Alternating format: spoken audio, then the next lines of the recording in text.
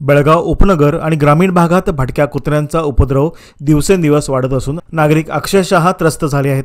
विशेषतः अनगोळ येथील चिदंबनगर, काकती परिसर तसेच ग्रामीण भागासह इतर भागात भटक्या कुत्र्यांची संख्या झपाट्याने वाढत आहे। त्यामुळे नागरिकांनी जिल्हाधिकाऱ्यांकडे तात्काळ कारवाईची मागणी केली आहे। रात्री अपरात्री या कुत्र्यांचे भुंकणे, धावपळ आणि आक्रमक वर्तन लहान मुले आणि महिला तसेच वृद्ध नागरिकांसाठी धोकादायक ठरत आहे। काही ठिकाणी कुत्र्यांच्या हल्ल्याच्या घटना देखील घडल्या असून त्यामुळे भीतीचं वातावरण पसरलं आहे। शहरातील कचरा व्यवस्थापनातील हलगर्जीपणा, उघड्यावर टाकण्यात येणारं मांस, हॉटेलमधील उरलेले खाद्यपदार्थ, भाजीपाल्यांचे अवशेष यामुळे कुत्र्यांना सहज अन्न उपलब्ध होत असून त्यांची संख्या झपाट्याने वाढत आहे। नागरिकांनी प्रशासनाकडे कुत्र्यांचं निर्बीजीकरण, कचरा व्यवस्थापनातील सुधारणा आणि भटक्या कुत्र्यांना अन्न मिळण्याचे स्रोत बंद करण्याची मागणी केली आहे। तसेच या कुत्र्यांचा तात्काळ बंदोबस्त करावा, अन्यथा जनतेच्या रोषाला सामोरे जावे लागेल असा इशाराही यावेळी देण्यात आला। 2 वर्ष झालं आम्हाला 6 कुत्र्यांचं चिदंबनगर 4th क्रॉस राजाराम अतिशय त्रास व्हायला लागले। ते सगळं घरी जे मुलकणीबाई किंवा दुसरे सर्व्हिसवाले येतात, पोस्टवाले सगळ्यांच्यावर अटॅक करतात आणि गेटच्या समोर घाण करतात।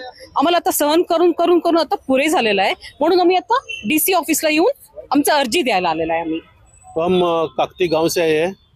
गांव में फालतू कुत्ते बहुत हुए हैं और हमने बहुत जगह पे कंप्लेंट की, ग्राम पंचायत में कंप्लेंट की, फिर कॉर्पोरेशन में कंप्लेंट किया है, तो किसी ने उधर ध्यान नहीं दिया है।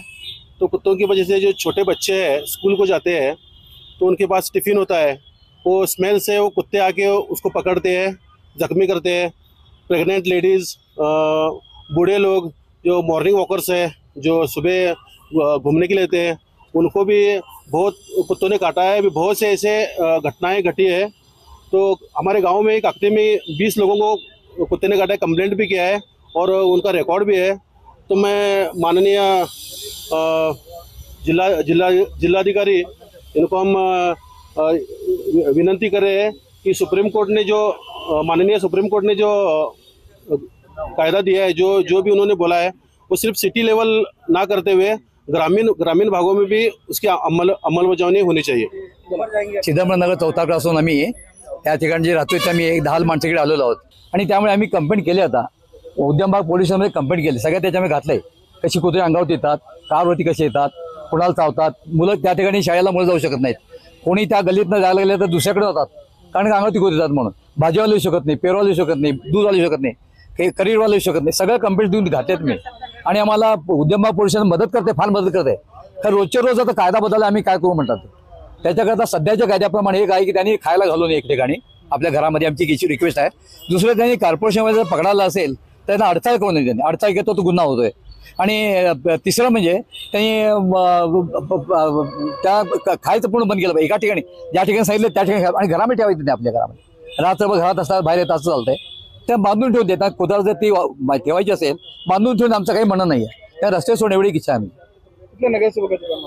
आमचा नगरसेवक विनायक जोशी म्हणून वाणी जोशी म्हणून त्यांनी पण प्रयत्न केले, त्यांनी कॉर्पोरेशनला पाठवले। कॉर्पोरेशनची माणसं आत आली की नाही की आपल्या घरामध्ये घालून घेतात, कुत्र्यांना आत घालून घेतात, कुत्र्यांना हाल देत नाही ते। बरं दुसरं काय, कॉर्पोरेशन काय म्हणतात, आम्ही घेऊन जातो आणि पण तिकडे सोडतो म्हणजे परत ते सुरूच आहे आणखी प्रथा। जवळ 1.5 वर्ष साहेब आता 1.5 वर्ष झाला आता काय, म्हणजे शेवटला आम्हाला पोलिस मदत करते पण ते रोजचा कायदा नवीन आम्ही काय करू म्हणतात। म्हणजे काय ते चावलेत पण असं हे नाहीये, चावला अंगावर येतात, कोण कंप्लेंट जाते का बसतात।